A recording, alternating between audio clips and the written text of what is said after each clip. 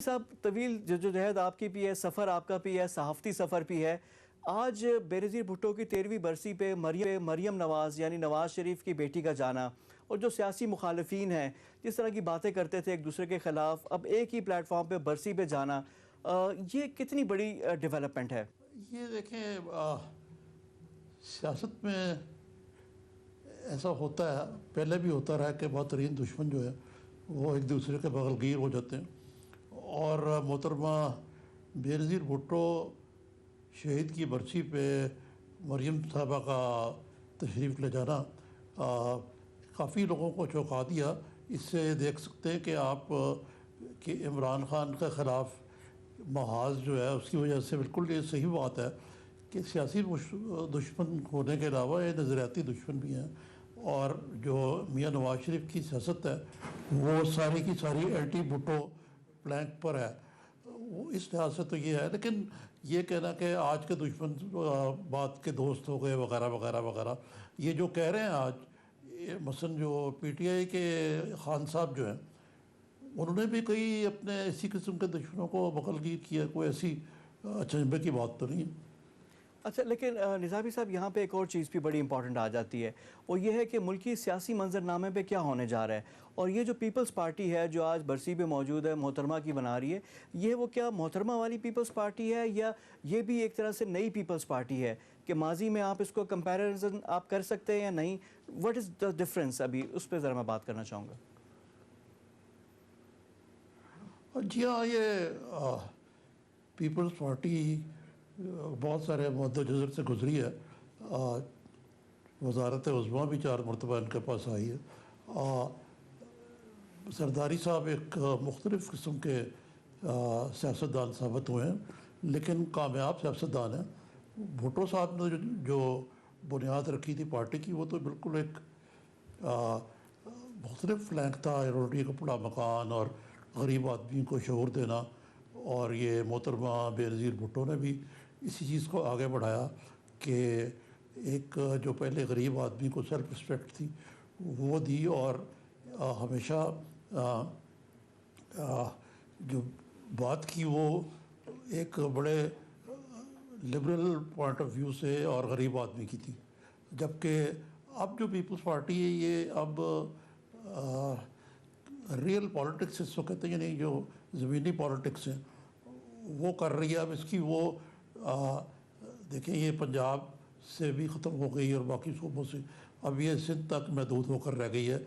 उस ज़माने में ये एक इस लिहाज से कौमी जमात थी कि इसकी पाकिस्तान के तूल और अर्ज़ में सपोर्ट थी। आज भी है वैसे, अगर आप देखेंगे, अगर वोट उनको नहीं मिले, लेकिन पीपल्स पार्टी एक नाम और एक ब्रांड है जिसको आप रद्द नहीं कर सकते।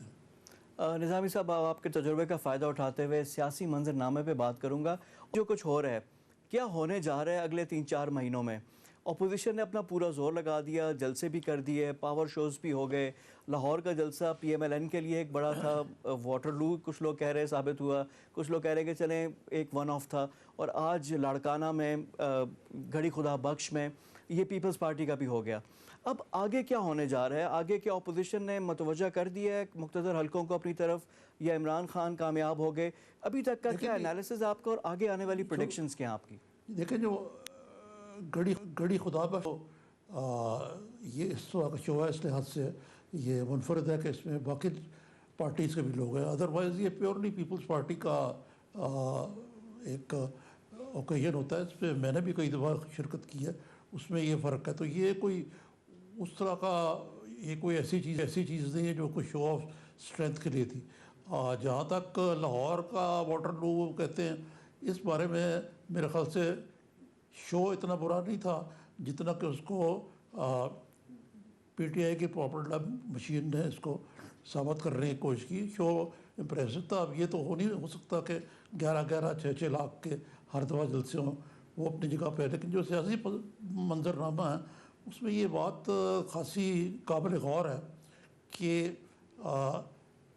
मौलाना इनको इकट्ठे भी कर लिया, यहाँ तक ले भी है। आप जो आगे का रास्ता है वो कुछ ज़रा कठिन नज़र आ रहा है।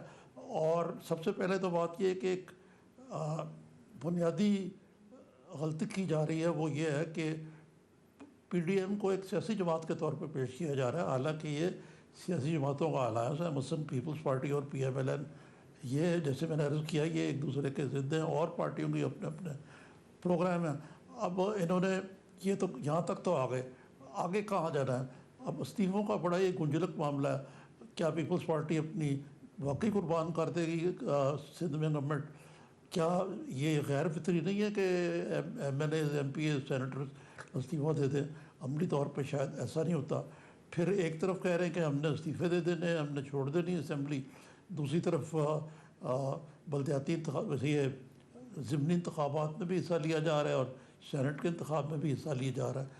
तो अगर सियासी मंजरनामा जो आपने पूछा, मेरे नज़दीक पूछें, तो मेरे ख्याल से इमरान खान साहब ने एक गलती नहीं की जो कि ये बाकी जमातें ख़ास तौर पे मियां नवाज शरीफ ने की, कि उन्होंने उस हाथ को नहीं डसा जिसने उनको फीड किया। यानी मसलन ये है कि इमरान खान को लाने वाले जो इमरान खान ने ये अपनी सियासत में आर्मी के साथ कॉन्फ्रंटेशन जो है वो कतन नहीं रखी, और यही मेरे ख्याल से जब तक वो इस फार्मूले पे अमल करते रहेंगे।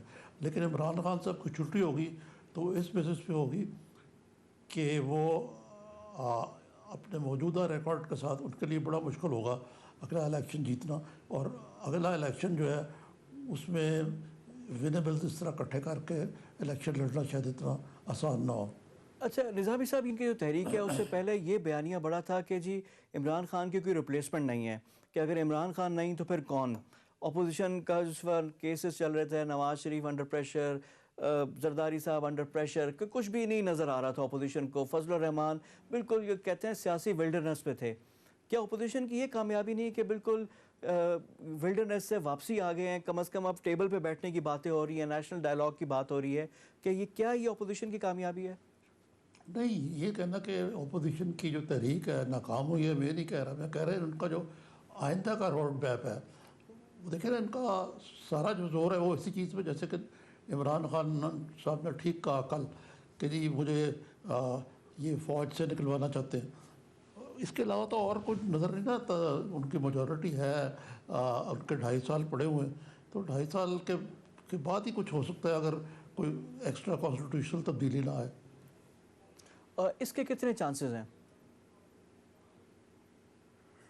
फ़िलहाल तो मुझे नील नज़र आते हैं, अनलेस के कोई देखे, जैसे मैंने पहले अर्ज़ किया, अनलेस के बिल्कुल ही ये इकोनॉमिक गवर्नेंस का ब्रेकडाउन हो जाए, जिसके कभी इम्कानात हैं जिस तरीके से हुकूमत के मामला चलाए जा रहे हैं। ये एक ऐसा हो सकता है जिससे कि इतना ज़्यादा पाकिस्तान के अंदर अफरा तफरी और मायूसी और बदहाली बढ़े कि इनकी छुट्टी करवाना जो है वो नागज़ीर हो जाए। अच्छा सर, देखिए आप सारे बात तो कर रहे हैं कि मुख्तसर हलकों की भी बात होती है, फ़ौज की भी बात हो रही है। अब आप देख लें, ऑप्शन है कि गवर्नमेंट है, इमरान खान है, प्राइम मिनिस्टर हैं, वो लीड कर रहे हैं, दूसरी जानिब अपोजिशन है जिनके स्टेक्स कम है, सिर्फ पीपल्स पार्टी का सिंध में गवर्नमेंट है। अब दोनों एक तरह से रेस में एक दूसरे से मुकाबला कर रहे हैं। जब मामला बिल्कुल ही ख़राब हो जाएंगे, एक तरह से डिलीवरी का क्वेश्चन है कि इकॉनमी आपकी डिलीवरी और गवर्नेंस के इशूज़ आ रहे हैं, दूसरी तरफ है कि पहले भी आजमाए हुए हैं। अब इन दोनों में से फिर क्या रास्ता क्या निकलेगा? अगर दोनों तरफ ही फेलियर होता है, एक तो है कि कामयाब हो जाए, एक नाकाम हो जाए, फिर तो क्लियर है। अगर दोनों तरफ फेलियर हो तो फिर स्टेट के पास क्या ऑप्शन बचेगा? जी देखें, यहाँ पे एक और सोच भी है कि जी ये सिस्टम नाकाम हो चुका है, इसको रिवैम्प करें और कोई नई डिस्पेंसेशन आया जिसमें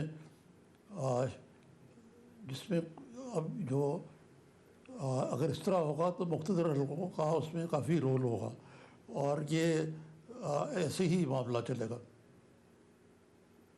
निज़ामी साहब, ये जो बात आती है कि सदारती निज़ाम बेहतर है, पार्लिमानी निज़ाम बेहतर है, पहले बहुत होता था तवातर के साथ बांग्लादेश मॉडल, ये क्या हवा में बातें हैं या कहीं ना कहीं ये बात होती है तो इसकी वजह से ये आती हैं?